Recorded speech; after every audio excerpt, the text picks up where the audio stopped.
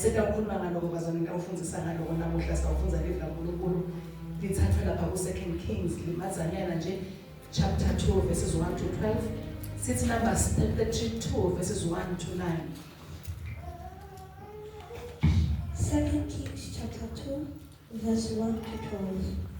When the Lord was about to take Elijah up to heaven in a whirlwind, Elijah and Elisha were on their way from Gilgal. Elijah said to Elisha, "Stay here, the Lord has sent me to Bethel." But Elisha said, "As surely as the Lord lives and as you live, I will not leave you." So they went to Bethel. The company of the prophets at Bethel came out to Elisha and asked, "Do you know that the Lord is going to take your master from you today?" "Yes, I know," Elisha replied. "So be quiet." Then Elijah said to him, "Stay here, Elisha. The Lord has sent me to Jericho." And he replied, "As surely as the Lord lives and as you live, I will not leave you." So they went to Jericho. The company of the prophets at Jericho went up to Elisha and asked him, "Do you know that the Lord is going to take your master from you today?" "Yes, I know," he replied. "So be quiet." Then Elijah said to him, "Stay here. The Lord has sent me to Jordan." And he replied, "As surely as the Lord lives and as you live, I will not leave you." So the two of them walked on. 50 men from the company of the prophets went and stood at a distance, facing the place where Elijah and Elisha had stopped at Jordan. Elisha took his cloak, rolled it up and struck the water with it. The water divided to the right and to the left, and the two of them crossed over on dry ground. When they had crossed, Elijah said to Elisha, "Tell me, what can I do for you before I am taken from you?" "Let me inherit double portion of your spirit," Elisha replied. "You have asked a difficult thing," Elijah said. "Yet if you see me when I am taken from you, it will be yours, otherwise it will not." As they were walking along and talking together, suddenly a chariot of fire and horses of fire appeared and separated the two of them. And Elijah went up to heaven in a whirlwind. Elisha saw this and cried out, my father, the chariot and horsemen of Israel." And Elisha saw him no more. Then he took hold of his garment and tore it in two. Amen. Numbers 32, verse 1 to 9. Now the sons of Reuben and the sons of Gad had an exceedingly large number of livestock. So when they saw the land of Jazer and the land of Gilead, that it was indeed a place suitable for livestock, the sons of Gad and the sons of Reuben came and spoke to Moses and to Eleazar the priest and to the leaders of the congregation, saying, Ataroth, Dibon, Jazer, Nimrah, Heshbon, Elealeh, Sibam, Nebo and Beon, the land which the Lord conquered before the congregation of Israel, is a land for livestock, and your servants have livestock. They said, if we have found favor in your sight, let this land be given to your servants as a possession. Do not take us across the Jordan. But Moses said to the sons of Gad and to the sons of Reuben, shall your brothers go to war while you yourselves sit here? Now why are you discouraging the sons of Israel from crossing over into the land which the Lord has given them? This is what your fathers did when I sent them from Kadesh Barnea to the land to see the land. For when they went up to the valley of Eshcol and saw the land, they discouraged the sons of Israel, so that they did not go into the land which the Lord had given them. Amen. Amen. The title of the teaching I believe I'm going to teach us, it's the refuse to remain behind. The message I am looking at us as the Church of God. I'm just looking at our lives, bazalwane. Impilo yethu njengabazalwane nakukhona abantu abafuna ukuhlekisa bazalwane bahlekisa ngelibandla kaNkulunkulu. Live nalifuna ukuhlekisa lihlekisa nebafundisi. We have turned to into a laughing stock silibandla kaNkulunkulu. nakukhona abantu labagulayo bazalwane ikakhulukade bazalwane bayagula. Nakhona abantu that are stricken with poverty, it is the church of God. Nakukhona abantu labatehluleki bazalwane libandla laNkulunkulu. And the sengiyatibuta ke nambe ntibuta nje ngitithandazela ngibuka yami impilo ngibuka all around us. Ngimbuta uNkulunkulu ukuthi Nkosi ingcebo takho lithi nasetihamba emhlabeni tigule kangaka ungasitake danathatshwala ngasi nje bebedinga khondi wena kwendiwa yini uNkulunkulu silibandla sidishile timfo temhlaba sanamathela kuwena. I was just asking myself those questions ukuthi why are we like this bazalwane when uNkulunkulu asentele timfo letinkulu nakangaka kungani bazalwane live lihlekise ngathi kungani sigula kangaka sibanthana baNkulunkulu ngase bazalwane ngiyahlala phasi ngilachambe khona ke le message lethi asale bazalwane to remain behind into the things of God. Ngicela ukucabanga ukuthi ke bazalwane, do you know that with the moment I pray that I teach, do you know that umuntu the moment that you are born again and you become a child of God, there are things bazalwane that you are entitled to. There are benefits, there are things lotitfolako in the kingdom of God. The moment you are born again, there are things that you begin to access in the kingdom of God. There is an inheritance, une portion wena etinfenta nkulunkulu lefuna ngabe kunawo. Live na nkulunkulu when you read the book of Exodus, when God was evacuating the children of Israel, moving them from Egypt to Israel, God speaks words to Moses and he says to him, "Ngiyabasusa abantwana baka-Israel, ngibanikisa heaven that is flowing with milk and honey." Lithi live la nkulunkulu in the book of Deuteronomy akhuluma na Moses nkulunkulu uthi the world lengibamnikisa kulo or the land lengibamnikisa kulo abantwana baka-Israel la baqhamuka khona bebabakade banisela with their feet, but la ngibamnikisa khona kule live lelisha elive lisethembiso live bazalwane leqinisela lona where the eyes of the Lord are forever upon that land. This live na nkulunkulu through the year live na emesha ankulunkulu akasuki tuwale live le. So the moment that when you are born again as a child of God, you are moved from one world or you are moved from one land to another.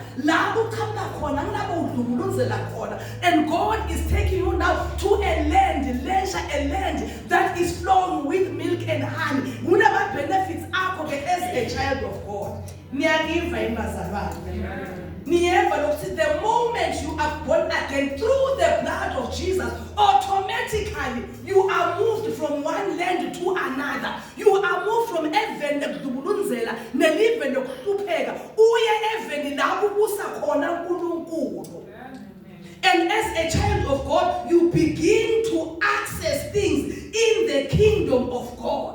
Athi live la uNkulunkulu sesendlulile ekufeni thina bantwana baNkulunkulu sangena kuphi bazalwane ekuphileni saphuma ebumnyameni sangena kuphi na ekukhanyeni live thina lesinalo njengebantwana bakaNkulunkulu. And these are the things lefuna sithi benefit njengebantwana bakaNkulunkulu. Amen. Angathi noma nangiva ibazalwane. Amen. Siyasuka kule live le singena heaven lelisha, we begin to access things, we begin to be heirs and heirs of the kingdom.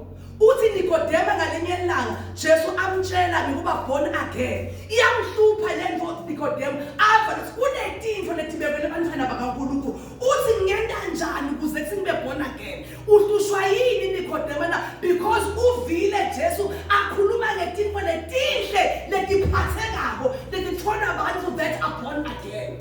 Wena na uhlethi khona because you are born again. There are things that when because of the blood of Jesus you access that other people cannot access. Uthi umfati alanzela Jesu acela umfana wakhe ukuthi aphiliswe. Uthi Jesu kulomfati, this is food for the children. I cannot take ukudla kwabantwana and give it to puppies. Angathi lobazane bayathi ukuthi the moment they are born again kunekudla nokungekwabo lababekelwe uNkulunkulu that other people cannot access. You have an inheritance. That is why the prodigal son akhona ke baba wakhe wafika wakhuluma wathi baba wakhe, give me a portion inheritance.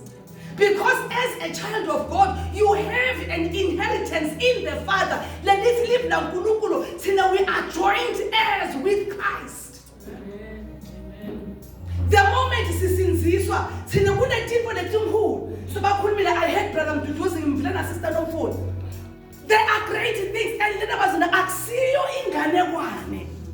Akusiyo imfekefo. God is not lying. When we are born again, we are joined heirs. There is a world lasmikisa kulo. He's not lying.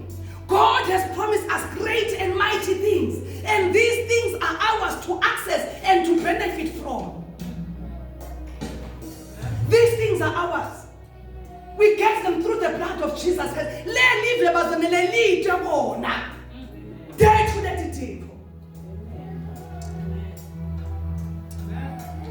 Ngalengilanga Jesu ubita Nathaniel.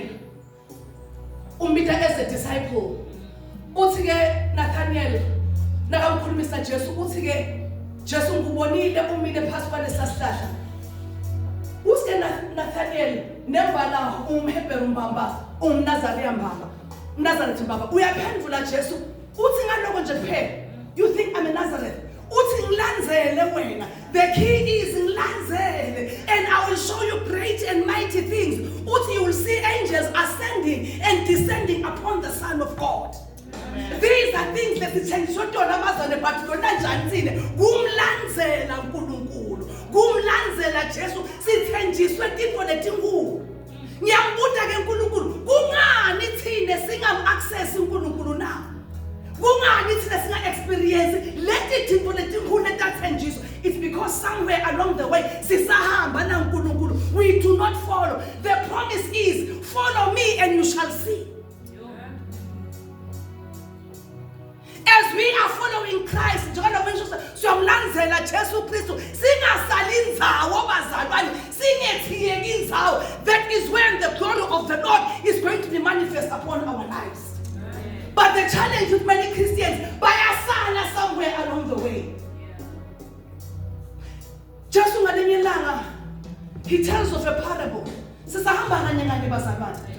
Because ngifuna sibe naletinto uNkulunkulu etesembise tona.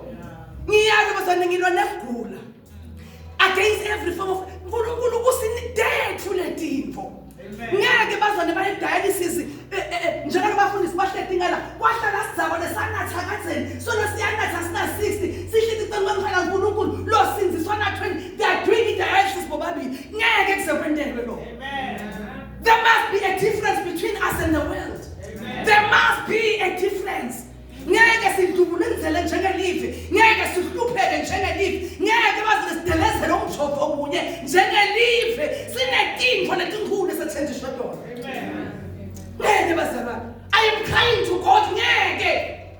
The moment Jesus stepped Lazarus, kwavuka Lazarus. The moment Jesus stopped into Jericho, where Bartimaeus. The moment Jesus entered Jerusalem, kwavakala.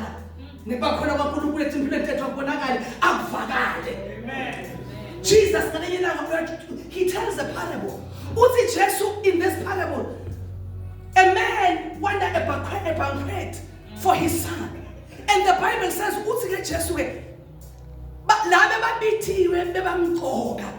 they did not show up. But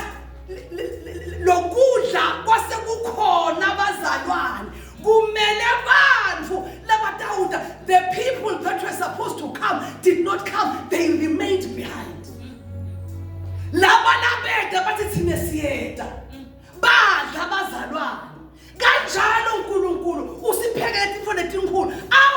is to be here.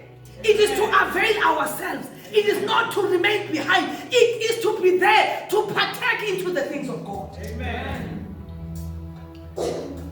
God has given us a map. So I'm pondering over there.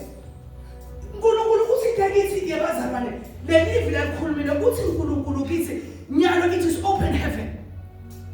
It must work in our lives. These words are open heavens.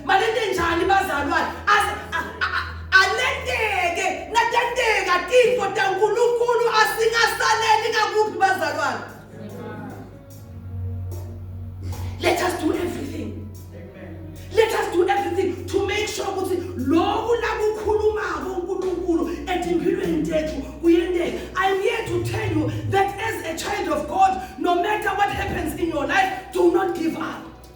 Mlanzele Jesu letinto sizesibambe ngetandla.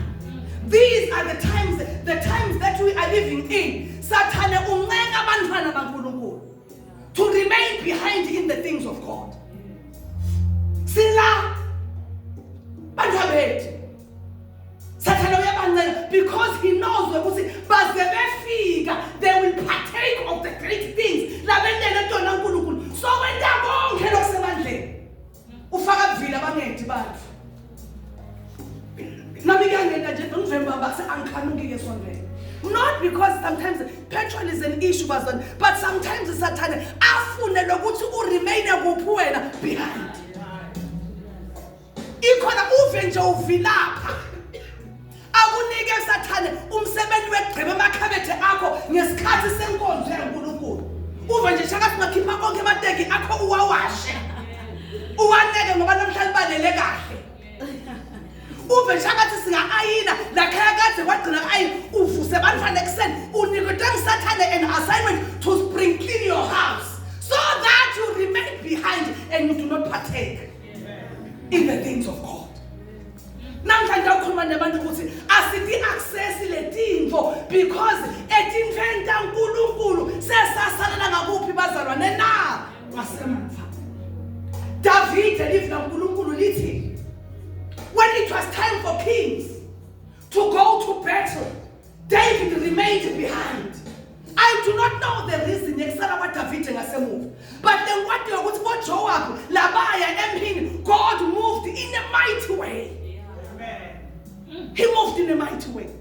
David basale ngasemuva weva a report. Asatshela ukuthi hey tinfole tendwe uNkulunkulu. But he was not part of it because wasalela kuphi bazalwane ngemuva. Namhlanje ukuncenga nami nje bazalwane I'm human ngiyancengeka uve nje lapho sengathi ungayosha e-shopping asesambeni kade and the reason yevakala ivalid kade sagcina phuma nabantu bami siyothenga asambeni bomngaba sigcwele imoto la bakhona abantwana baNkulunkulu uyanyakatha ngendlela emangalisayo. The Bible speaks about Thomas. When the disciples back home, the Bible says, but if the Bible says, where is that Jesus phakathi kwabo? What I am risen. And the Bible says Thomas later came. Bamtshela ngoba ibazana ayikho into lebuhlungu njengakutshela thina uNkulunkulu atendele ungeke. I do not know where he was. But I'm here to tell you that Sathane usemkhankasweni wecenga abantwana baNkulunkulu ukuthi ase remain behind. Dikushiyile tinto. Dikushiyile tinto. Awuyaki nesayile sedanza awusadi. Awumatna blessing awusadi. Sathane uyakulilela yinye into lafuna kuthini to remain behind. The Bible says uyafika Jesu Thomas bayamtshela bathi bekakhona Jesu. Uyamangala Thomas. Bowuphi vele Thomas? He was not there. Most of us, we are not experiencing the move of God. We have chosen to remain behind. The Bible speaks about the disciples of Christ called Matthias. When Judas asafile, the criteria that they used was, we want someone no bigger corner Matthias was he is not prominent amongst the disciples of Christ. But the Bible says in the ins and the going out up to the ascension of Jesus, he was there. Amen. No wonder. What experience Mother wa Jesus was there. Adara Jesus to the cross up to ascension. Pentecost. Those that experienced the Pentecost, the Bible says they were gathered. Galilee. Bona disciples bayakho angisathi usibamangaki. Those that were together. Bantu bangasibona abaningi. Where were those that Jesus healed? Where were those that Jesus opened their ears and their eyes? They decided to remain behind. No wonder abazali bayibona the day of Pentecost. Such a great day.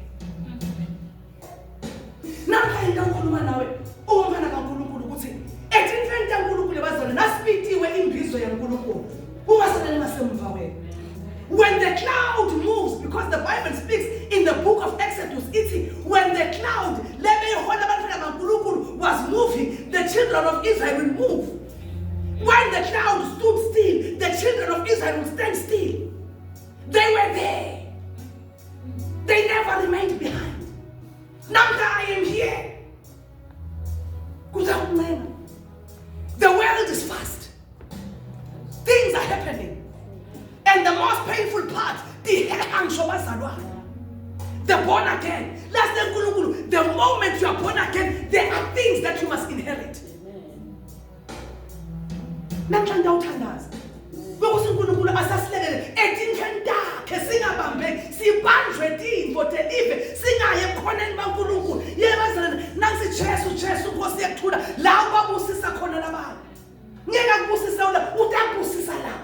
Because we are here.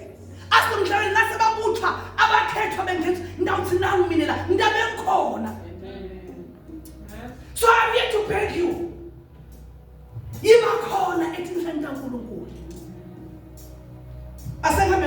Now. Let's see in the book of 2 Kings. Sikanza Elisha na Elisha. Elijah is just about to be taken home. So that and the Bible says, the thing was that if you break the following, if you cut off the following, because there was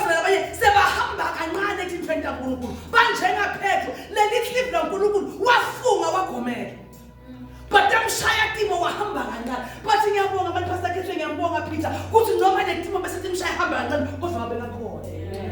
Ngumthandazo wami. Kuthi Nkosi mana ngigicike.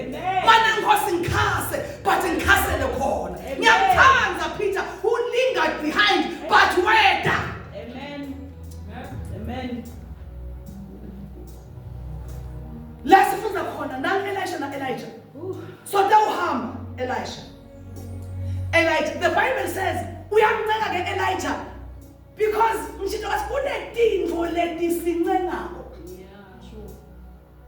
is the past way. And the real bazalwane. The real mama phe. Mina ndinoba vula khabethe amtiya wathi impahla ngoba abantu abasangivela ngibonse. Angisale gogile ngiphinze ngibuyisele. Now kunento lethi igcebele likhabethe letaze batawumangala abantu. Kuthi namhlanje ngicebele likhabethe lami. Ngiphinze ngifana ngetinto ndawo futhi usangikhethe le sono lilanga leqhaqho ungayi ngiyemsebenzini kodwa nje ngikhethe le sono usijangwashe nganuka phela impahla ngijapha sathi uyanuka impahla sengifuna kwa endawukhetha le sono kanti teacher ngalo but the time khethe le sono ngisathande persuading you ukuthi wena njani bazalwane.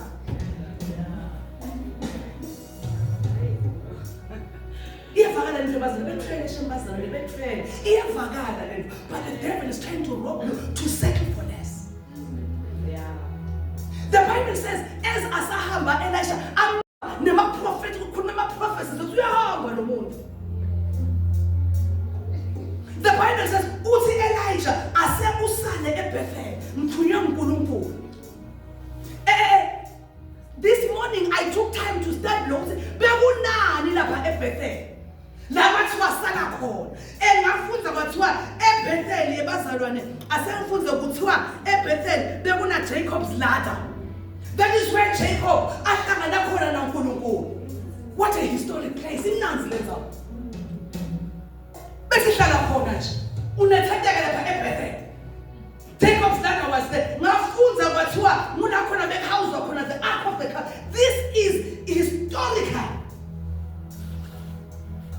The ark of the covenant was housed there. Kuthiwa mna khona Abraham aphinda khona an altar. Mina bengingahlala sisekwenele. Permanent uNkulunkulu beka khona. Ibase There are great things that God has promised us. But the challenge, they want to settle here. But now when they like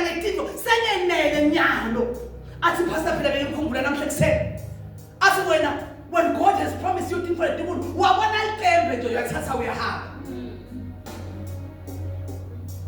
this man refused to remain behind because understanding I will miss on the double portion. I will miss on the anointing and the great things that God has prepared for me.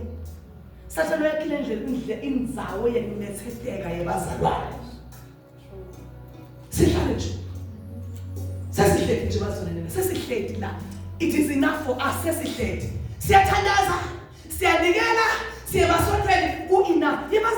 us move as the cloud is moving. Amen.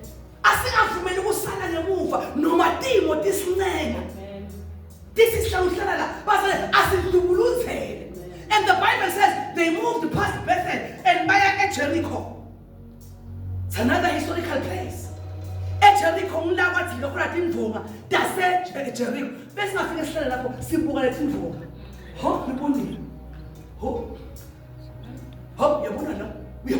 but the Bible says this man was determined to follow to the very end. Then Jericho, but they were feeding in Jordan. Even in Jordan, Israel, the river Jordan was parted and the children of Israel crossed over. The Bible says this man refused to remain behind. That is why he got that under double portion of the anointing. Look at the miracles that Elisha lawenda. That is the place it is Elisha bazolane. Lord kulomfati akahambe onanza donke didikselo nema containers that are empty ngoba oil. Ngu Elisha that healed Naaman of leprosy. Ngu Elisha lobithi mabhe. Look at the miracles that he performed. Kube wahlala eBethel ngoba wathola na. Kube wahlala eJericho, kube wahlala eJordan. God is calling us to follow. Follow. Silanzele mangelita kubuhlungu. Silanzele kubuhlungu. Silanzele kubuhlungu sibazalwane. Silanzele. And that is when we are going to access the things that God has. Labanye basheshe bajika. Asomhlabeni baqalile indlela lensha. Bayithola uncinci. Labanye behluleka. Manje ngiyathandaza. Ministries, maybe not thin along the way. Maybe not thin because the mountain great and mighty things are there. But people that will not remain behind. I wish Moses Nabukhona. Those labanye behluleka, labanye baqala indlela lensha. Asemhlabeni ngobekezela Jesu ngobekezela lento lena ifuna sale. There are so many worldly attractions in Abazalwane. Ilive line Bethel ya live line Jericho ibambe bantwana bakabani na bantwana bakaNkulunkulu babambe iBethel. Let us refuse to settle for this. Amen. Now calling for the cool. I want to tell you, Ukora, especially in this time when things are happening. Very, very hard. The world is happening.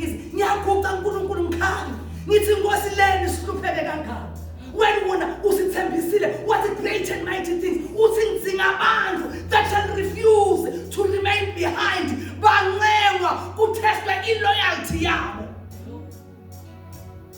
The loyalty of Elisha was tested. But this is Siyanambozi. Mama nesithuthele khona amadoda ukhona umqhele webana batawuqhundela khona. Lebashaya bagamka bathi noma nginje ngizoqhubeka. I'm here to tell you. And my invitations are out. People are inviting us. Phela hayi ngoba silapha ngoba sinesidungu ebazalwane. Sit esidungu, sit. Nabantu abakasikhohlwe futhi. Bas invite nje. Asambeni. Asithatheni out for that. I'm sure it's wrong. Please do not misunderstand me. Please do not misunderstand. Go have your fun. Nami ngiyafuna ngiyojabula. Ngiyanifuza nje ngiyajabula. Nami ngihle ngithatha out, ngihle ngiphuma nje, but not at the expense of God.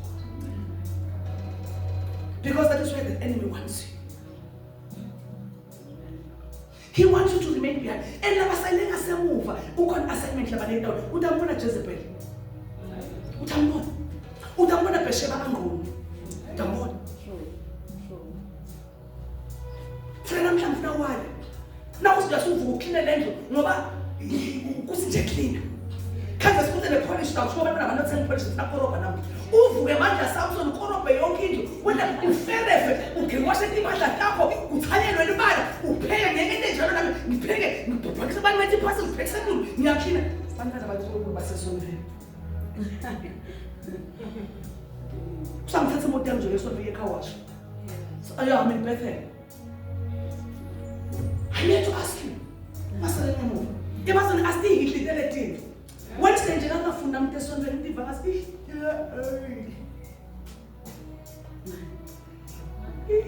akhanda lethi umuntu amkhona. Kodwa ngiyisa bayithi masingasejazi ngiyakhe. Le jazi le kuvila. Ne excuse ikhona lengayisendela pastor Motha iyevakala. Ngide petrol. Ngiyile so 26 rand. Ufunde sinangetha 300 nambeza 300 aske pastor Motha ulungile aske uNkulunkulu there are people that are here that is going to bless laba hambe nayo indlela asukhuke ke wena. The Bible speaks the Bible speaks about ebantwana baka-Israel. Last khona in the book of Numbers 32. Nangikhuluma nani bazalwane ngikhuluma mina ngimlova lomkhulu mina. Angifuni ukukhuluma nalabanye abantu angifuni ngithi ukhuluma nami ngoba nami ngilomunye lovuka amabhande Sunday. Like nangasive.